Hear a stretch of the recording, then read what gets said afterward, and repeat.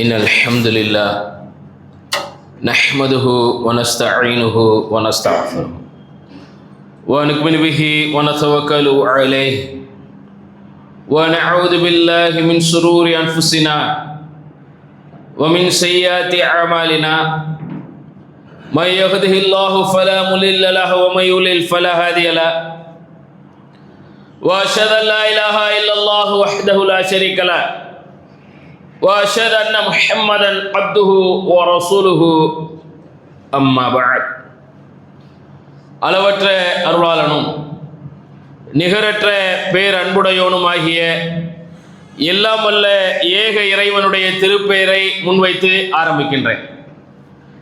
நபிகள் நாயகம் ஸல்லல்லாஹு அலைஹி வஸல்லம் அவர்கள் ஒரு வார்த்தையை 1400 ஆண்டுகளுக்கு முன்பு அறுதியிட்டு உறுதியாக முன்வைத்தார்கள். அந்த வார்த்தை என்பது எதற்காக வெளிப்பட்டது என்றால், இந்த ஷஹ்ருல்லாஹ் அல்லாஹுடைய மாதமாக இந்த முஹர்ரம் மாதத்தை முன்வைத்து அல்லாஹுடைய ரசூலிடத்திலே வெளிப்பட்ட வார்த்தை. அன்றைக்கு இருந்த அந்த இஸ்ரவேலர் சமூகமான யகூதிகளை நோக்கி அல்லாஹுடைய ரசூல் பேசினார்கள்.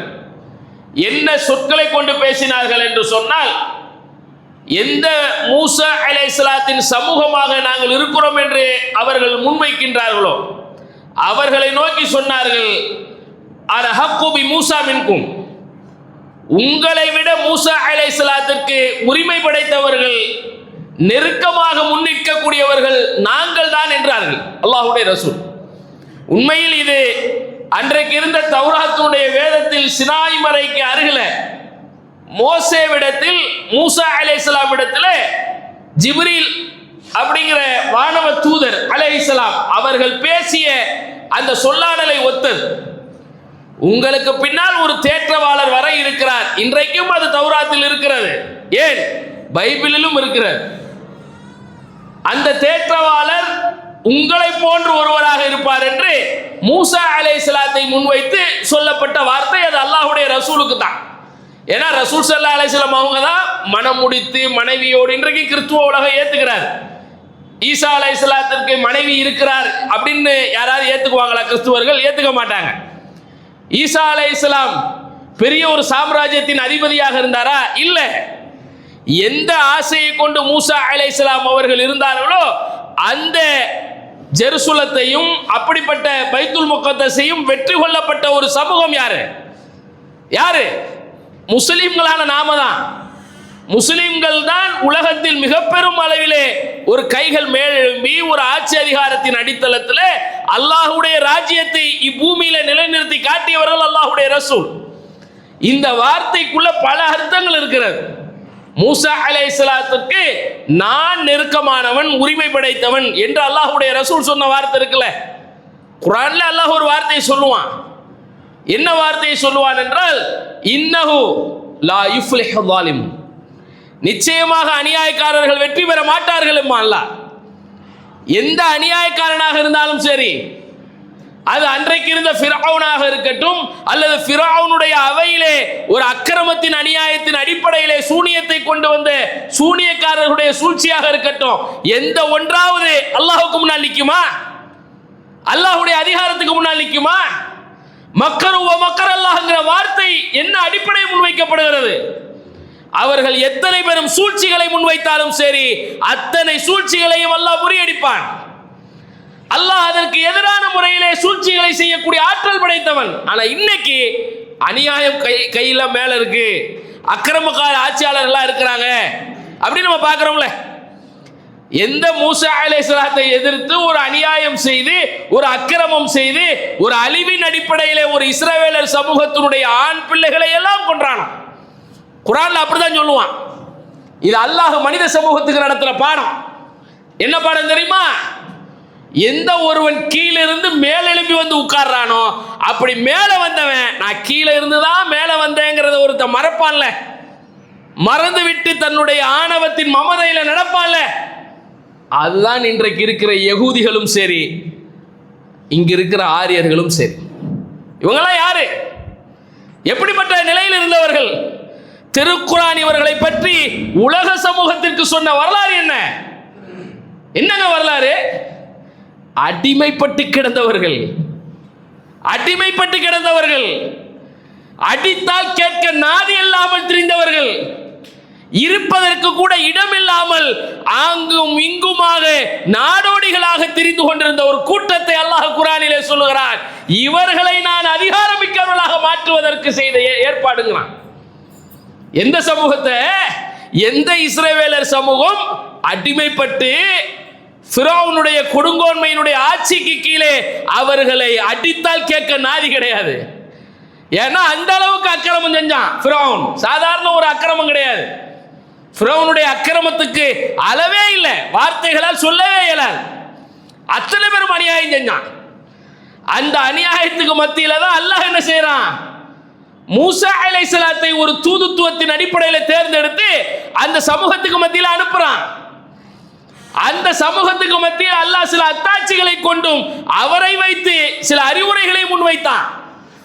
அவர்தான் எனக்கு நாவு கொஞ்சம் பிளர்ச்சியா இருக்கும், வார்த்தைகள் கொஞ்சம் எனக்கு வெளிப்படுவது சிரமமா இருக்கும், என் சகோதரரையும் நபியாக்குவியா அப்படின்னு அல்லாஹ்ட்ட கேட்ட அவரை இந்த ஹாரூனையும் நபியா எடுத்துக்க.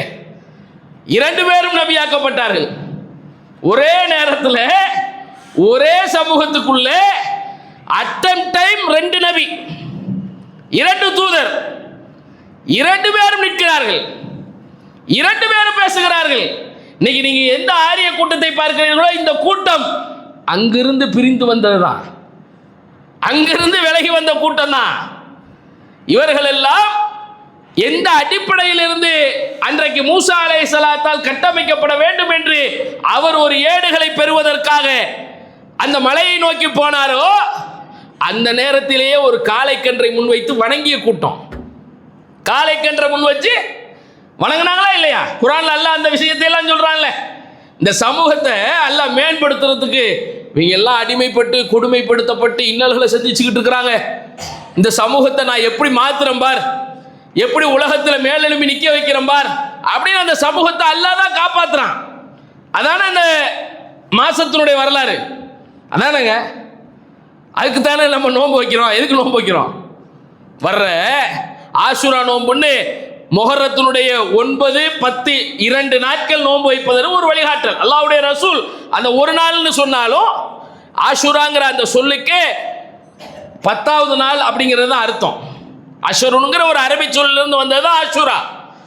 அப்படிப்பட்ட அந்த 10வது நாள் அல்லாஹ்வுடைய ரசூல் வைத்து கொண்டு வந்த அந்த நோன்பு 9ஆக இணைத்து வைப்பதற்கு கூடுதலாக யூதர்களுக்கு மாறு செய்யறதுக்கான வழிகாட்டலை செஞ்சாங்கன்னா ஏன் அந்த யூதனுக்கு மாறு செய்யணும்? ஏன், எதனால் அந்த யூதர்களுக்கு எதிராக இவ்வுலகத்தில் அல்லாஹ்வுடைய ரசூல் ஒவ்வொரு பிரகடனத்தையும் செஞ்சாங்க? அவனுக்கு மாறு செய்யுங்க, அவனை ஒத்து போயிடாதீங்க.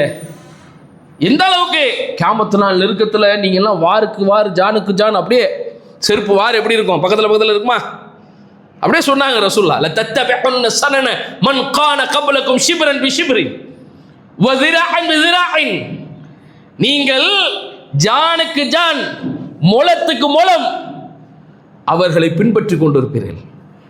எந்த அளவுக்கு? ஹத்தா லவ் ஸலகு ஜூஹு லுபின், அவர்கள் ஒரு உடும்பு பந்துக்குள்ளே புகுந்தாலும் லஸலக்துமு, நீயும் போவ. யார் ரசூலுல்லாஹ், யாரை சொல்கிறீர்கள்? சஹாபாக்களுக்கெல்லாம் ஏற்றுக்கொள்ளவே முடியாத ஒரு ஆகப்பெரும் அளவிலே மனதில் வலியை தருகிற வார்த்தை. அல்லாஹ்வுடைய ரசூலை யாரை சொல்றீங்க? யூத நஸ்ராக்களையா? நஅம், ஆமா, யகூதிகளையும் நஸ்ரானிகளையும் தான். அவர்களுடைய வழிகாட்டலை எடுத்துக்கொண்டு நீங்கள் பின்பற்ற ஆரம்பிப்பீங்க. அவன் பொந்துக்குள்ள போனா நீ அந்த உடுப்பு பொந்துக்குள்ள ஓடுவேங்கிற அளவுக்கு ரசூலை எச்சரித்த அந்த சமூகம் இன்னைக்கு நாமளா தான் இருக்கிறோம். முழுக்க முழுக்க அந்த சமூகத்தினுடைய கட்டமைப்பை நோக்கி அநியாயத்தினுடைய உச்சத்தில் நிற்கிறோம். அந்த சமூகத்தை அல்லாஹ் மேலே எழுப்பி நிற்க வைத்து அல்லாஹ் நமக்கு ஒரு பாடத்தை நடத்திட்டான் உலகத்துக்கு. எந்த சமூகம் அடிமைப்பட்டு கொடுமைப்படுத்தப்பட்டு பெருங்கொண்ட ஒரு நாட்டினுடைய அதிபராக இருந்து அதிகாரத்தின் பலத்தை கொண்டு அவர்களை விரட்டி வந்து அவர்களை ஒன்றுமில்லாமல் அழிப்பதற்காக எந்த கடலை அல்லாஹ் பிளந்து காப்பாற்றி அதிலே பாதை உருவாக்குனானோ அதே பாதையில் நான் மீண்டும் திரும்பவும் போய் இவங்களை விட்டு தள்ளமா உற்ற மாட்டேன். இவங்க எங்கேயும் ஓடிட முடியாது, சாகடிச்சே தீர்வேன்னு வந்தவன் தானே ஃபிரௌன். அப்படி வந்தவன் தானே. பெரிய அத்தாட்சி தானேங்க கடலை பிளக்கிறது. சாதாரண ஒரு அத்தாட்சியா? கடலை பிளக்குத. அவன் மனிதன், ஆனா எப்படிப்பட்ட மனுஷனா தன்னை நினைச்சான்? ஆனா ரப்புக்குமுல் ஆலம். அதுதான் அல்லாஹ் சொல்றான் குர்ஆன்ல. என்ன செய்யறான்? ஒரு அதிகாரம், ஆட்சி, அந்த சிந்தனை மட்டும் அவனுக்கு கிடையாது. எல்லாம் நாம தான், அல்லாவுக்கு மேல நாம. அப்படிதாங்க பேசலாம். மூசா ஹாரூனு ஏதோ ரப்பு வானத்தில் இருக்கிறான், என் ரப்பு அப்படின்னு பேசிக்கிட்டு திரியிறாங்க. நீ பெரிய பெரிய பெருமிட்ஸை கட்டு, உயரமான கோபுரங்களை கட்டு சொல்கிறாங்க. ஆமான்ட்ட பெரிய பெரிய கோபுரங்களை கட்டு, நான் அது மேலே ஏறி பார்க்கணும் அந்த ரப்பை. அவ்வளவு ஆணவம், அவ்வளவு அநியாயத்தினுடைய உச்சம். பெரிய அளவிலே அவனுடைய அக்கிரமத்தின் அநியாயத்தினுடைய அடித்தளத்திற்கு அல்லாஹ் ஒரு மரணடியை, சம்மட்டி அடியை கொடுத்தான். கடலுக்குள்ளே அவனை மூழ்கடித்தான். அவனால் ஒன்றும் செய்ய முடியல.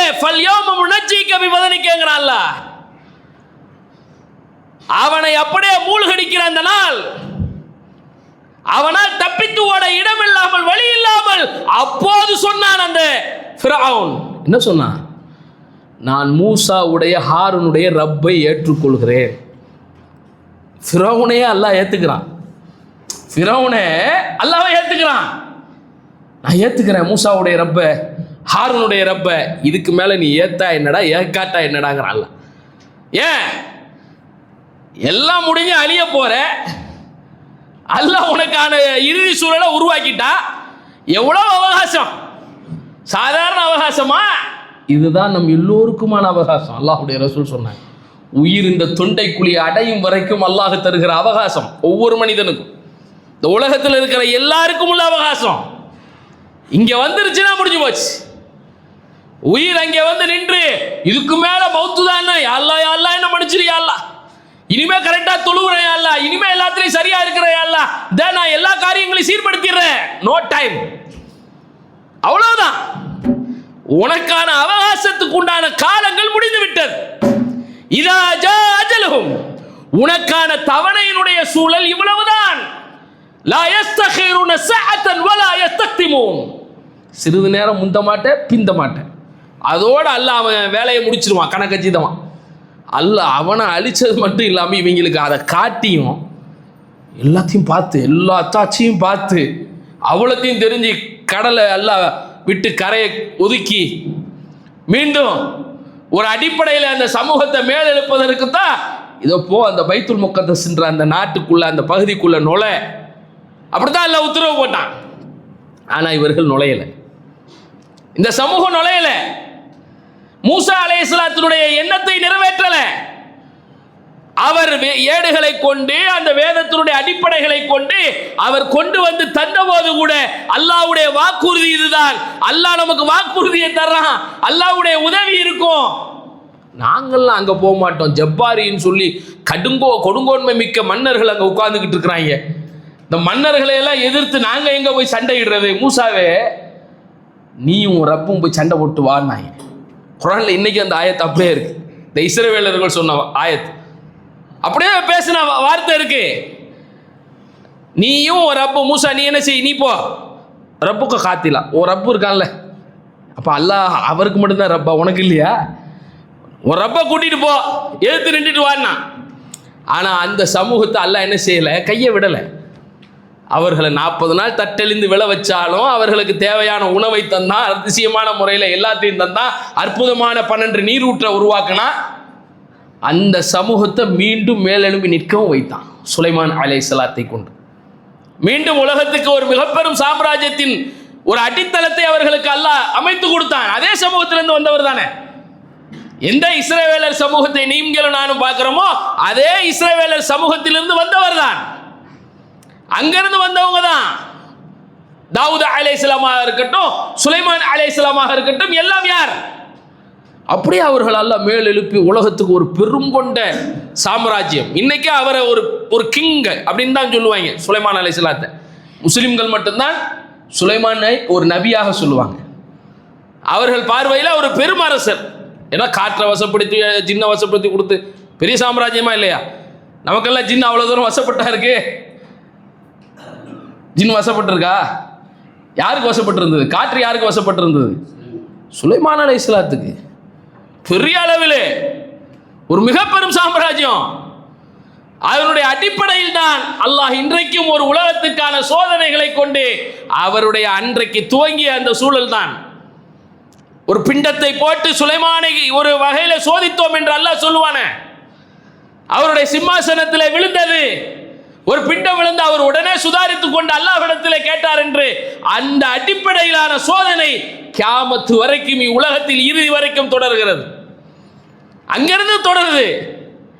இன்னைக்கு இந்த அநியாயம், அக்கிரமோ, சூழ்ச்சி, பல்வேறு வகையிலான சூழல்கள் மேலெழும்பி நிற்கிறது என்றால் அதற்கான அடிப்படை என்னன்னா, நம்மளிடத்தில் இருக்கிற நியாயத்தின் பார்வையை கொண்ட சிந்தனை இல்லாதது, அநியாயத்தினுடைய அடித்தளத்தில் நடந்து கொண்டிருப்பது.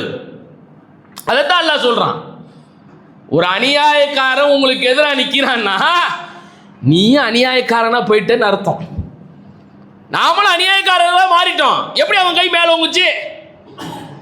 எப்படி அந்த அளவுக்கு அவன் வலிமை மிக்கவனா மாறினா? அல்லாஹ் அவனை கொண்டு வந்து உட்கார வச்சானே. ஏன் இன்றைக்கு உலகளாவிய அளவில் முஸ்லிம்களுக்கு என்று ஒரு தலைமைத்துவத்தை அல்லாஹ் ஏன் உருவாக்கல? நீ நியாயத்துக்காண்டி நிற்க மாட்ட. நீ அடிப்படையில் உலகத்தின் அடிப்படை சிந்தனைகள் உனக்கு எப்படி போகும்? வேறு மாதிரி போகும். என்ன சிந்தனை வராது? பாதிக்கப்படுகிற மக்கள் அல்லாஹ்வுடைய ரசூல் அன்னைக்கு காட்டிய நீதம் என்னது? யூதனா, கிறிஸ்துவனா, முஸ்லிமா அப்படியா பார்த்தாங்க நியாயத்துக்கு? அல்லது பாதிக்கப்படுபவரா அல்லது பாதிக்கப்படாதவரா? யாருன்னு எப்படி பார்த்தாங்க? ஒரு அநியாயத்துக்கு தன்னை சாட்சியாக கூட முன்னிறுத்தக்கூடாதுன்னாங்க அல்லாஹ்வுடைய ரசூல். அப்படிதான் சொன்னாங்க வார்த்தை. ஒரு குடும்ப விவகாரத்திலேயே கூட ரசூல் ஸல்லல்லாஹு அலைஹி வஸல்லம் சொன்ன வார்த்தை என்ன?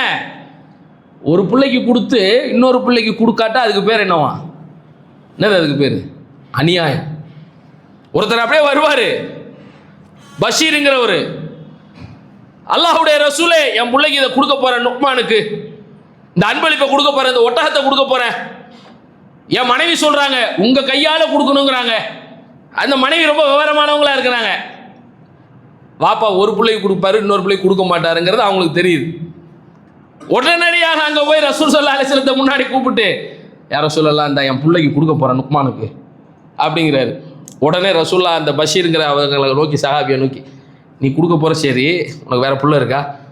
யாரோ சொல்லலாம் இருக்குது, வேற பிள்ளைங்க இருக்குது. சரி அந்த பிள்ளைக்கு கொடுப்பியா? இல்லை இல்லை, இந்த அநியாயத்துக்கு என்ன சாட்சியாக இருக்க சொல்றியா நீ? எப்படி? ஒரு அநியாயம் என்று தெரிந்தால் அந்த அநியாயத்திற்கு எல்முனை அளவன் கடைகு விதை அளவு கூட ஒரு இஸ்லாமியன் முன்னிற்க கூடாது என்பதற்கான அறிவுரை ரசூலுல்லாஹ் விலகுறாங்க. அந்த விஷயத்துல நியாயத்துக்கும் நீதத்துக்கும் அடிப்படையில் நிற்கணும். இன்னைக்கு நம்மகிட்ட இருக்காது. இருக்கா? உங்க குடும்பத்துக்குள்ள இருக்கா? உங்களுடைய குடுக்கல் வாங்கல் விவகாரத்தில் இருக்கா? அல்லது உங்களிடத்துல வேலை பார்ப்பவர் இடத்துல இருக்கிறதா? யாரிடத்துல நீதத்தை கடைபிடிக்கிறோம்? இன்னைக்கு அநியாயத்தினுடைய அடித்தளத்தில் நம்மிடத்தில் பல நிகழ்வுகள் நுழைந்து விட்டது. அதனாலதான் அல்லாஹ் சொல்கிறான், அநியாயக்காரனே உனக்கு எதிராக சாட்டு வேண்டாங்கிறான். அதான் ரசூலுல்லாஹ் சொன்னாங்க, இதா உஸ்ஸித்தல் அம்ரு ஃபி அஹ்லிஹி ஃபத்தலிரு ஸஆ. உலகம் எப்ப தெரியுமா அழியும்? அதிகாரங்கள், ஆட்சி எல்லாம் எப்படி போவோம்? தகுதி இல்லாதவன்டை எல்லாம் போய்வோம். அதானே? நீங்க எவனோ உட்கார்ந்துருக்கானா? எப்படி உட்கார்ந்துருக்கான்? எப்படி உட்கார்ந்துருக்கான்? எப்படி போச்சு? கியாமத் நாளுடைய நோக்கி அந்த விளிம்புல வாழ்ந்துகிட்டு இருக்கிறோம். அதனால அவன்கிட்ட அதிகாரம் போயிடுச்சு. அவன் கை எல்லாம் மேல எழுப்பி நிக்க வச்சுட்டான். அவன்கிட்ட எல்லாத்தையும் கொடுத்துட்டான். அலட்சியம் தானேங்க. யாரிடத்துலங்க உண்மையான அடிப்படையிலான நீதத்தின் பார்வை இருக்கு? அல்லாஹ்வுடைய ரசூல் என் மகளாக இருந்தாலும் நியாயம்னா நியாயம், நீதினா நீதி, கையை வெட்டணும்னா வெட்டுவேன்னாங்களே. இன்னைக்கு பணக்காரன்னா அவனுக்கு ஒரு பார்வை, ஒரு சாதாரண பாமர ஏழை, ஒரு சாதாரண காவலாளி, ஒரு தொழிலாளின்னா தூக்கி போட்டு மிதிப்பாங்க, அடிப்பாங்க, முதுகெலும்பை உடைப்பாங்க, மிளகா பொடியை போட்டு சாவடிப்பாங்க, என்ன வேணாலும் செய்வாங்க. அதானே? அதான் நடக்குது. கேட்கறதுக்கு நாதி இல்லைன்னு தானே? ஒரு பாதிக்கப்படுகிறது, ஒரு மின்சாரத்தினால் ஏற்படுகிற பிரச்சனை சாலையில் இருக்குது, அதனால பல்வேறு உயிரிழப்புகள் நடக்கக்கூடாது என்பதற்காக பல எச்சரிக்கைகளை கொண்டு அவர்களுக்கு சுட்டிக்காட்டப்பட்டும் அந்த பிரச்சனைகளை சரி செய்யாதவர்கள் தான் அந்த மின்துறையில் இருப்பார்களானால், அதனால் ஒரு சிறுவர் இறந்து போவாரானால் இது எதனால் நடக்கிறது? எந்த அடிப்படையில் இது போன்ற காரியங்கள் நிகழுது? அல்லாஹ் சொல்றான், கியாமத்து நாள் வரப்போகுதுடா, நீ அதுக்கு நெருக்கமாயிட்ட, அதிகாரங்கள் அநியாயக்காரர்கள் கையில போய் விழுந்து கிடக்கு, கொடுங்கோன்மை மிக்கவர்கள் எல்லாம் மன்னர்களாக ஆட்சியாளர்களாக வருவார்கள். அந்த நேரத்தில் தான் கியாமத் என்பது உங்களை நோக்கி வரும். ரசூலுல்லாஹ் சொன்ன உபதேசம் தானே, வேற யாரோ சொல்ல தேவையில்லை, அல்லாஹ்வுடைய ரசூல் சொல்லிட்டாங்க. எப்போது இதெல்லாம் நடக்கிறதோ அப்போது இந்த உலகத்தின் அழிவை நீங்க எதிர்பாருங்க. அதனுடைய அடிப்படை தான் இது. ரசூலுல்லாஹ் சொன்னது, நான் மூசா அலைஹிஸ்ஸலாத்துக்கு நெருக்கம்னா, அந்த மூசா அலைஹிஸ்ஸலாம் எதை நோக்கி இந்த சமூகத்தை கட்டமைக்க வேண்டும் என்று நினைத்தார்களோ அதை நோக்கி அந்த இஸ்ரவேலர்கள் போகவில்லை. அல்லாஹ்வுடைய ரசூல் எதை நோக்கி இந்த சமூகத்தை திருப்பணும்னு நினைச்சாங்களோ நாமளும் அதை நோக்கி போகல. நமக்கான ஒரு அடிப்படையை கொண்ட வழிகாட்டலுக்கான சிந்தனை இல்லை. இன்னைக்கு அந்த பாலஸ்தீன் மக்களுடைய பாதிப்புகளுக்காக ஒருங்கிணைந்து எல்லாம் சேரணுங்கிற சிந்தனை இல்லை. நமக்குள்ள என்ன ஆயிடுது, 1008 கருத்துக்கள். இஹ்திலாஃப் இல்லாமல் மனித சமூகத்தில் யார் இருக்க இயலாது. அல்லாஹ் படைக்கும் போதே என்ன பண்ணிட்டான், புருஷனுக்கும் பொஞ்சாதிக்குமே பஞ்சாயத்தோடு தானே அல்லாஹ் ஆதம் அலைஹிஸ்ஸலாத்தையும் அவ்வா அலைஹிஸ்ஸலாத்தையும் காட்டுறான். இஹ்திலாஃப் வருதுல, கருத்து முரண் வந்துச்சுல. என்ன கருத்து முரண்? அந்த கனியை சாப்பிடக்கூடாதுங்கிறது ஆதம் நபியினுடைய எண்ணமாக இருக்குது. ஹவ்வா அலைஹிஸ்ஸலாம் என்னவா இருக்கு, சாப்பிடுவோம். குடும்பத்துக்குள்ள கருத்து வேறுபாடு வந்தது. அங்க கருத்து வேறுபாடு வந்ததனுடைய அடிப்படையை அல்லாஹ் அங்கிருந்தே உணர்த்துறானே. இவர்கள் பேச்சை அவர்கள் கேட்டு அதன் வழியாக மாறு செய்யாமல் அல்லாஹ்வுடைய தூதர் சொன்ன அடிப்படையிலே, ஆதம் அலைஹிஸ்ஸலாத்துக்கு அல்லாஹ் சொன்ன உத்தரவின் அடிப்படையிலே அவங்க செயல்பட மறுத்ததனுடைய விளைவு அங்கே ஒரு மிக பெரும் அளவிலான அடித்தளத்தை அல்லாஹ் உருவாக்கி காட்டுறான். ஆதம் ஹவ்வா 2 பேருக்கு மத்தியில் சைத்தான் தூண்டிய எண்ணங்கள் எல்லாம் வந்தது. அது ஒவ்வொரு விஷயங்களிலும் இன்றைக்கு நம்மள்கிட்ட இருக்கிற பெரிய பிரச்சனை கருத்து முரண் ஒவ்வொரு விஷயங்களா பிரிஞ்சுக்கிறது.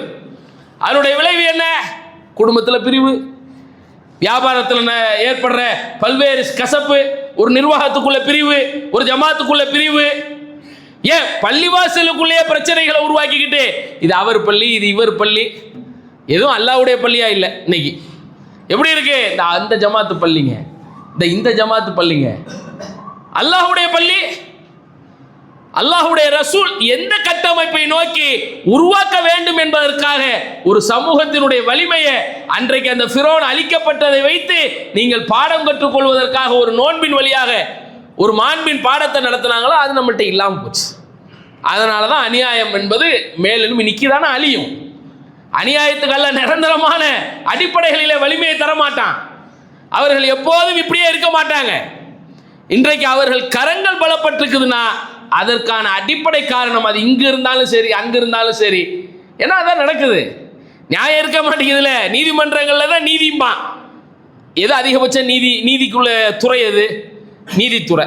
அங்கே துறை தான் இருக்கே தவிர நீதி இல்லை, மன்றம் தான் இருக்குதே தவிர நீதியா இல்லை. போய் முறையிட்டு என் பிள்ளைய காணா என்னாச்சுன்னு தெரியல, இப்படி அடிச்சாங்க, என்ன நீங்க தான் விசாரிக்கணும், சிபிஐ விசாரிச்சிச்சு, நீதிமன்றமாவது என்னன்னு சொல்லுங்கன்னா வழக்கு இல்லை, தள்ளுபடி. என்னப்பா எங்களுக்கு ஜஸ்டிஸ் வேணும். அப்பப்ப இந்த ஹேஷ்டாக் மட்டும் வரும். என்னது இது ஒரு ட்ரெண்டிங். இப்போ நியாயத்துக்கு நீதிக்கு வீதியில கூட வரக்கூடாது, அது கூட தேவையில்லை உனக்கு. சும்மா அப்படி ஒரு ஹேஷ்டாகை போட்டு ஜஸ்டிஸ் ஃபார், எதுக்காது அந்த ஜஸ்டிஸ் கிடைச்சிச்சா கிடைக்கலையா ஒரு மண்ணும் தெரியாது. என்னது கேட்டா இணையத்தில் அதுதான் இன்னைக்கு ட்ரெண்டிங். என்னடா ட்ரெண்டிங், ஜஸ்டிஸ் ஃபார் நிக்கிதாவா, ஜஸ்டிஸ் ஃபார் இதுவா, ஜஸ்டிஸ் ஃபார் அதுவா. ஆசிஃபா கேட்டீங்களப்பா, என்னாச்சு எல்லாம் மாறி போச்சா? ஆல் ஆயிசான் ரஃபான் ஏதோ ஒரு ஹேஷ்டாக போட்டு உலகமே உச்சி கொட்டி ஐயோ அந்த மக்கள் அப்படி எவன் போய் நின்ற அந்த மக்களுக்காண்டி, எவன் போய் களத்தில் ராணுவத்தை காட்டின, யார் உதவி செய்தா? சைனாக்காரன் கூட உதவி செஞ்சான், அரபு நாட்டுக்காரன் உதவி செய்யல. சைனாக்காரன் கூட மேலே இருந்து சர்வதேச சட்டத்தின் அடிப்படையில் உணவு பொட்டலங்களை போட்டது. ஆனால் சுற்றி இருக்கிற அரபு நாடுகளோ அமைதியினுடைய நிசப்தமான ஒரு சூழ்ச்சி வலையில விழுந்து கிடந்தது. என்னது, அந்த ஒரு சிந்தனை இல்லை, தெளிவில்லை. அல்லாஹ் பாதுகாக்கணும். நாம் புரிந்து கொள்ள வேண்டியது என்னன்னா, அநியாயம் என்பது மேலெழும்பி நிற்பதற்கான முதன்மை காரணம் நாம் மாறாத வரைக்கும் அல்லாஹ் எந்த சமூகத்தையும் மாற்ற மாட்டான். அதைத்தான் குர்ஆன் தெளிவாக சொல்லும். நீங்க உங்களை நீங்களே மாற்றிக்கொள்ளாவிட்டால் அல்லாஹ் அந்த சமூகத்தை மாற்றுவது கிடையாது.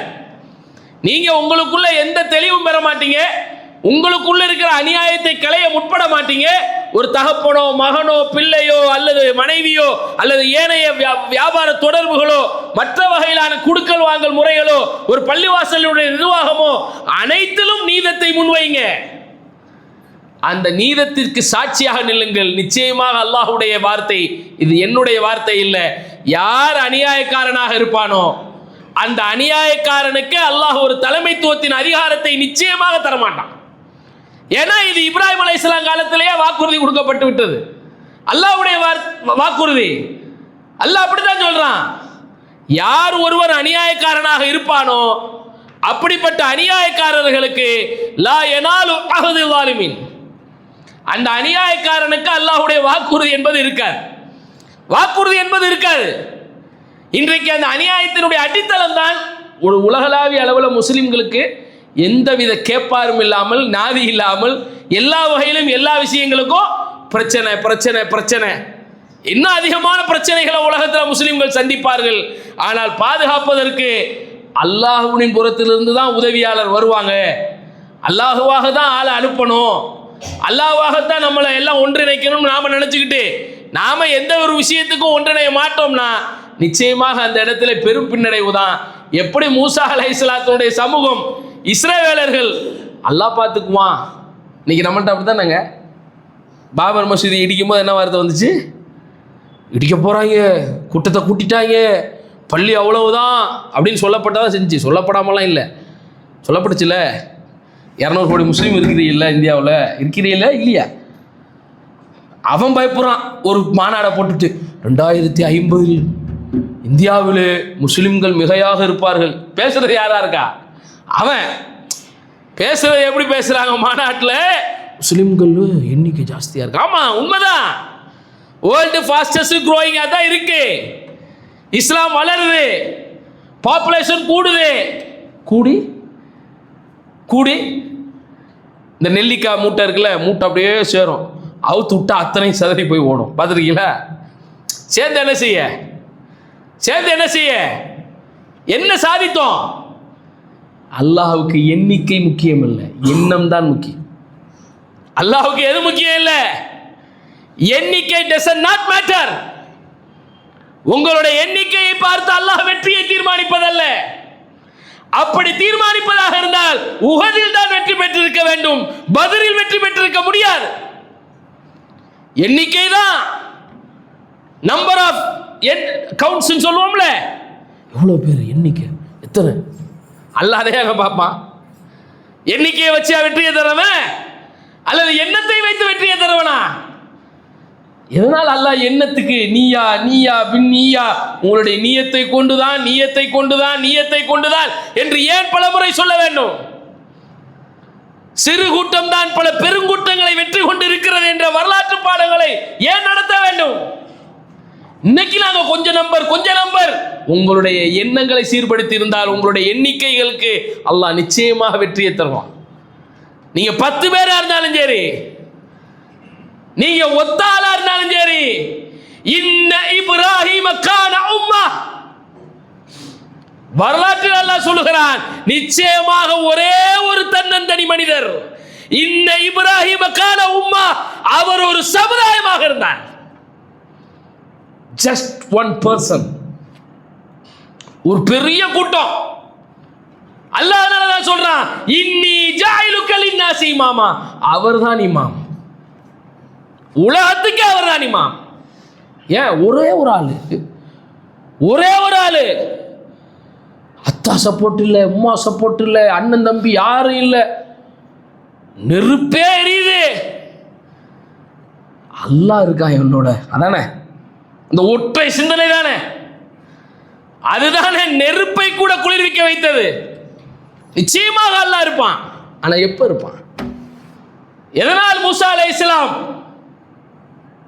ஹாரூன் சொல்றாரு, கூட்டம் சொல்லுது வந்துட்டாங்க, படையவே திரட்டிட்டு வந்துட்டான். முன்னால் பார்த்தா கடலு, பின்னால் பார்த்தால் அந்த கண்ணுக்கு கண் நேருக்கு நேர் பார்த்து ஃபிரௌனும் அந்த கூட்டமும் வந்த போது கவலைப்படாதீங்க, மூசா சொன்ன வார்த்தை. அதைத்தான் அல்லாஹும் குர்ஆன்ல பல நேரம் சொல்லுவான், லா தஹசன், லா தஹசன், நீங்க கவலைப்படாதீங்க, இன்னல்லாஹ் மஅனா, நிச்சயமாக நம்மோடு அல்லாஹ் இருக்கிறான். அதைத்தான் அவரும் சொன்னார். நான் என்ன தனியாவா இருக்கேன்? யார் சொன்ன அந்த வார்த்தையை? மூசா சொல்றாரு. மூசா அலைஹிஸ்ஸலாத்துக்கு மனசுல அதே வார்த்தையை அல்லாஹ்வுடைய ரசூல் தௌர் குகையில சொல்லுவாங்க. சேம்.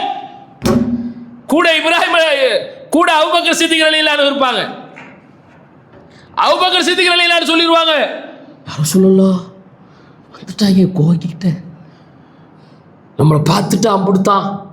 ஏன்னா இன்னைக்கு உங்களுக்கு எனக்கு என்னது, ஹிஜ்ரத்துங்கிறது ஜஸ்ட் ஃபார் நம்பர் தானே. ஹிஜ்ரத்னா என்னது? பாப்பா கல்யாணம் முடிக்கணும் வாப்பா, என் மவளுக்கு என் மகனுக்கு, இது என்ன ஹிஜ்ரி வாப்பா, இது என்ன பிற வாப்பா தானே தானே. நான் ஆகஸ்ட் மாதம் கல்யாணம் வைக்க போகிறேன், நான் அக்டோபர் மாதம் கல்யாணம் வைக்க போகிறேன், ஹிஜ்ரி என்னது பிற என்னது அது கூட தெரியாது, அது கூட தெரியாது. உலகத்துக்கு ஆக சிறந்த வழிகாட்டல் நீங்க போடுற நம்பர் எல்லாம் அரபிக் நம்பர்ஸ். இவன் கண்டுபிடிச்சது ரோமன் நம்பர். ரோம் தான் இன்னைக்கு உலகத்துல பெரிய வல்லரசா இருந்தான். கேவலமா உலகத்துல 10 மாசம் வச்சிருந்தான். மாதத்தின் எண்ணிக்கை தெரியாத மடையர்களிடத்திலே குர்ஆன் பேசியது, இன்ன ஐதத்த ஷுஹூரி இன்தல்லாஹ், நிச்சயமாக அல்லாஹ்விடத்திலே மாதங்கள் என்பது இஸ்னா அஷ்ர ஷஹ்ரன் ஃபீ கிதாபில்லாஹ், அல்லாஹ்வுடைய பதிவேட்டில் 12 மாசமா தான் இருக்கு. யௌம ஹலக்க ஸமாவாத்தி வல் அர்த், வானங்களையும் பூமியையும் அல்லாஹ் படைத்த போதே 12 மாசம். 12 மாசம். மின்ஹா அர்பஅத்துல் ஹுரும், அதிலே 4 மாசம் புனிதம். இவன் இன்னைக்கும் ஜனவரி, பிப்ரவரி, மார்ச், ஏப்ரல், பலமுறை நான் இதை பத்தி பேசியிருக்கேன். இந்த செப்டம்பர், அக்டோபர், டிசம்பர்லாம் நம்பர்ல உள்ள பேரு. செப்ட் நம்பர் 7 அர்த்தம், சாத்துனா லத்தீனு, கிரேக்கம், சமஸ்கிருதம், உருது எல்லாத்துக்கும் தொடர்பு இருக்கும். செப்ட்னா 7, சப்தமிமா 7வது நாளுக்கு, சப்த சுரங்களுமா 7 சுரத்துக்கு செப்ட் நம்பர். ஆட்டுனா 8, அக்டோபர் 8ஆம் நம்பர், நவ்வுனா 9, நவம்பர் 10ஆம் நம்பர், தஸ்னா 10, தசம்பர் 10ஆம் நம்பர்.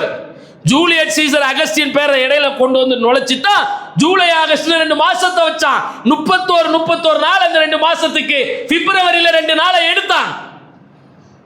அதான் இன்னைக்கு 28 நாள். ஆனா நமக்கு அன்னைக்கே பாடம் நடத்தி பத்ரு, உஹது வரலாறு, கந்தக்கு போர்கள், பல்வேறு வரலாற்று சம்பவங்கள், இதற்கு நமக்கு ஒரு நாட்காட்டி தேவை. உலகத்திற்கு ஆகச்சிறந்த கொடைகளாக முஸ்லிம்கள் உருவாக்கி தந்ததுதான் சந்திரனுடைய ஓட்டத்தை கொண்டு ஒரு நாட்காட்டியினுடைய அவசியத்தை உருவாக்கி உமர் பின் ரலியல்லாஹு அன்ஹு காலத்தில், உமர் ரலியல்லாஹு அன்ஹு காலத்தில், உமர் பின் கத்தாப் ரலியல்லாஹு அன்ஹு காலத்தில் வடிவமைக்கப்பட்டு உருவானதுதான் இன்னைக்கு நீங்களும் நானும் வச்சிருக்கிற இந்த ஹிஜ்ரி ஆண்டினுடைய கணக்கு. இந்த நம்பர் 1, 2, 3 இதெல்லாம் அரபிக் நம்பர். நீங்கள் குர்ஆன்ல போய் பார்க்கலாம். 1 இப்படி இருக்கும், 2 இப்படி இருக்கும், 3 இப்படி இருக்கும். அரபு நம்பர். அதை இப்படி திருப்பி போட்டான். ரோமன் நம்பர்னா எது தெரியுமா? இது ஸ்கூலில் படிப்பீல்ல, first standard, I am first standard, I am second standard, B section 2 கோடு போட்டு மேலே போடுவான், கீழே போடுவான். 5th ஸ்டாண்டர்ட் வி போடுவான். 5th ஸ்டாண்டர்டுக்கு எப்படி போடுவான்? இந்த நம்பர் தான் கிடையாது, வீன்னு இப்படி போடுவான், மேலே கோடு கீழே கோடு. 10th ஸ்டாண்டர்ட் எக்ஸ் போடுவான். 11th ஸ்டாண்டர்ட் எக்ஸுக்கு பக்கத்தில் ஒரு கோடு போடுவான். அல்ஜீப்ரா கண்டுபிடிச்சது யாரு? எதுவும் தெரியாது. எங்க பிள்ளைக்கு மொஹர்ரம்னா என்னன்னு தெரியாது, சபர்னா என்னன்னு தெரியாது, ரபியுல் அவல்னா தெரியாது, ரபியுல் ஆஹிர்னா தெரியாது, எந்த இஸ்லாமிய அடிப்படை வரலாறும் தெரியாது. ஒவ்வொரு மாதத்துக்கும் ஒவ்வொரு வரலாறுகளை உருவாக்கி தந்த சமூகம் எதுவும் தெரியாம இன்னைக்கு என்ன செஞ்சுக்கிட்டு இருக்குது? வாழ்ந்துகிட்டு இருக்குது. அதனுடைய விளைவு அல்லாஹ் பாதுகாக்கணும் இந்த சமூகத்தை. எந்த அடிப்படையிலே அல்லாஹ்வுடைய ரசூலுடைய காலத்தில் ஒரு சமூகம் அல்லாஹ் மீது மாத்திரம் பொறுப்பு சாட்டி கொண்டிருந்ததோ, அல்லாஹ்வுடைய பொறுப்பை மட்டும் முன்வைத்துக் கொண்டிருந்ததோ, யார் உங்களோடு இருந்தாலும் இல்லாவிட்டாலும் நீங்கள் தன்னந்தனியாக இருந்தாலும் அல்லாஹ் நம்மோடு இருக்கிறான் என்ற உள உறுதியோடு அன்றைக்கு ஒரு சமூகம் களம் கண்டதோ, அந்த சமூகம் தான் வெட்டுவதற்கு வாளை தூக்கியவனுடைய உள்ளத்தில் கூட அல்லாஹ் நாடினால் ஹிதாயத்தை தந்து விடுவான் என்ற எண்ணத்தோடு இருந்தது. அல்லாஹ்வுடைய ரசூலிடத்திலிருந்து பாடம் படித்தது. ரசூலுக்கு எதிராக கையில கத்தியை தூக்கியவன் கேட்ட கேள்வி, முஹம்மது அவர்களை இப்போது உங்களை யார் பாதுகாப்பா? என் அல்லாஹ் பாதுகாப்பான். எடுத்த கத்தி கீழே விழுந்துச்சு. ரசூலுல்லாஹ்வுக்கு எதிராக ஒருத்தன் கையில கத்தியை தூக்கி விட்டான். முஹம்மதே இப்போ உன்னை யார் பாதுகாப்பா கேட்ட கேள்வி, என் அல்லாஹ் பாதுகாப்பான். நம்ம இருக்கா? லை யுஸீபனா இல்லா மா கத்தபல்லாஹு லனா, அல்லாஹ் நாடியதை தவிர ஒருபோதும் ஒன்றும் எங்களை அணுகாது என்ற உள உறுதி இருக்கா? உவ மௌலானா, அவன் தான் என் பாதுகாவலன். அது இல்லை, எங்களுக்கு அவர்கள் இருக்கிறார்கள், இவர்கள் இருக்கிறார்கள். ஜஸ்ட் எல்லாம் ஒரு டாய்லெட் பேப்பர். உங்களுக்கு எவன் ஆதரவு அறிக்கைகளை விட்டாலும் சரி, எவன் ஆதரவாக பேசினாலும் சரி, அதெல்லாம் ஒண்ணுமே இல்லை. என் ரப்பு என்னோடு இருந்தால் அது போதும் எனக்கு, அது போதும் எனக்கு. அந்த சிந்தனை இல்லாத முஸ்லிம்களால் எதுவும் சாதிக்க இயலாது. அல்லாஹ் நம்முடைய உள்ளத்தை உறுதிப்படுத்துவானாக. முதல் உரை முடித்துக் கொள்கிறேன். அஸ்ஸலாமு அலைக்கும்.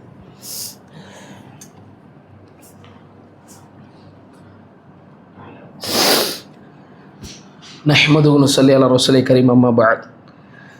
அல்லாஹுடைய தூதர் நபிகள் நாயகம் ஸல்லல்லாஹு அலைஹி வஸல்லம் அவங்க ஒரு நோன்பை ரமலானுக்கு அடுத்து வளமையாக வைத்து வந்தாங்கன்னா அது ஷஹருல்லா என்ற அல்லாஹுடைய மாதமாக இருக்கிற இந்த முஹர்ரம் மாதத்தில் வைத்த நோன்பு தான். அவங்க மரணிக்கிற வரைக்கும் அந்த நோன்பை விடாமல் வைத்துட்டு வர்றாங்க. அந்த அளவுக்கு ஒரு சிறப்புக்குரிய விதத்தில் கஃபிரு சனத்துல் மாலியத்தன்னு கடந்த ஆண்டு பாவங்களுக்கெல்லாம் அது ஒரு பரிகாரமான நோன்பு. அந்த அளவுக்கு ஒரு சங்கைக்குரிய சிறப்புக்குரிய விதத்தில் அந்த நோன்பு வைக்கப்பட்டுக்கிட்டே வருது. அந்த அளவுக்கு அல்லாஹுடைய ரசூல் அந்த நோன்பினுடைய மாண்பை சஹாபா பெருமக்களுக்கு விளக்கியிருந்தாங்க. எந்த அளவுக்கு ஹதீஸுகள் இன்னைக்கு இருக்கு, இன்னைக்கும் புகாரி முஸ்லிம்ல இருக்கு. அல்லாஹுடைய ரசூல் பக்கத்தில் இருக்கிற கிராமங்களுக்கெல்லாம் ஆட்களை அனுப்பிவிட்டு இந்த நோன்பு வைக்க சொல்லுங்க, நோன்பு வைக்க சொல்லுங்க. யாராவது காலை பொழுதிலே நோன்பு நோட்காத நிலையிலே உணவையே உண்டு இருந்தாலும் அல்லாஹுடைய ரசூல் சொல்றாங்க. இன்னைக்கு ஹதீஸ் இருக்கு, சஹீஹான ஹதீஸ், இஞ்சிய நேரத்திலேயாவது நோன்பு வைக்க சொல்லுங்க. எப்படி அவ்வளவு இம்பார்ட்டன்ஸ் கொடுத்தாங்க. எதுக்கு? இந்த ஆஷூரா நோன்புக்கு. அதுக்கு பிறகு அல்லாஹ் ரமலான் நோன்பு தான் கடமைன்னு, ஏன்னா அது ஃபர்லா ஆயிருந்தது. ஆஷூரா நோன்பு அல்லாஹ் ரமலான் நோன்பு உங்களுக்கு கடமை நானவுன்னு ரசூலா இதை சுன்னத்தாக வலியுறுத்தி வைக்க ஆரம்பிச்சாங்க. சஹாபாக்கள் அதுவும் அந்த ஒரு நோன்பா இருந்தது. அல்லாஹுடைய ரசூல் அந்த மரணிக்கிற அந்த ஆண்டில் யூதர்களும் இதே நாளை சங்கைப்படுத்துகிறாங்க, முக்கியத்துவப்படுத்துகிறாங்கன்னொன்னே சரி இன்ஷா அல்லாஹ் அடுத்த வருஷம் ஹயாத்தோடு இருந்தால் 9ன்றுவாங்க. ரசூல்லா ஹயாத்தோடு இல்லாமல் வஃபாத் ஆயிடுவாங்க. எனவே இந்த நோன்பு நம்மளை எதிர்நோக்கி இருக்கிறது. இன்ஷா அல்லாஹ் முடிந்த அளவுக்கு அல்லாஹுடைய ரசூலை பின்பற்றக்கூடிய ஒரு சமூகமாக 2 நோன்புகளை நோட்பதற்கு முயற்சிப்போம். அல்லது குறைஞ்சபட்சம் ஒரு நோன்பாது, 2 தான் வைக்க முடியல அப்படின்னா தாராளமாக 1 வைப்பது ஹராம்லாம் கிடையாது. அல்லாஹுடைய ரசூல் 2ஆக சொல்லி கூடுதலாக யூதர்களுக்கு மாறு செய்ய சொன்னதனுடைய அடிப்படையில் 2 வைப்பது சிறப்புக்குரியது. அல்லாஹ் போதுமானவன். அல்லாஹ் நம் அனைவருக்கும் அந்த நோன்பை நோக்கின்ற பாக்கியத்தையும் பாவங்கள் மன்னிந்து முழுக்க முழுக்க அல்லாஹ்விடத்திலே நாளைக்கு மறுமை நாளிலே அவனுடைய சன்னிதானத்தில் நிற்கும் போது எந்த விதத்திலையும் அல்லாஹ் நம்மளை குற்றம் பிடித்து விடாமல், நமக்கு எதிராக நடக்கிற எத்தனை பெரும் அநியாயத்துக்கும் அல்லாஹ்விடை தவிர வேறு போக்கிடங்கள் இல்லை.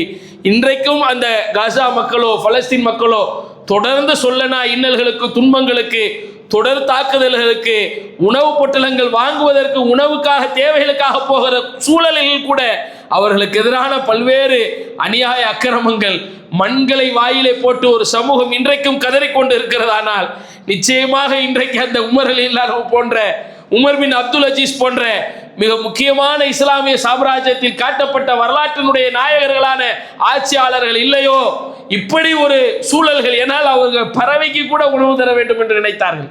ஆனால் இன்றைக்கு பச்சில பிள்ளைகளுக்கு கூட உணவில்லை. பல்வேறு வகையிலே அவர்களுடைய வாழ்வியல் நிலைகள் சோகமாக, துயரகரமாக மாற்றப்பட்டிருக்கிறது. அல்லாஹ்விடத்திலே மன்றாடுங்கள், நிச்சயமாக அந்த மக்களுக்கு அல்லாஹ் துணை இருப்பான். அஸ்ஸலாமு அலைக்கும்.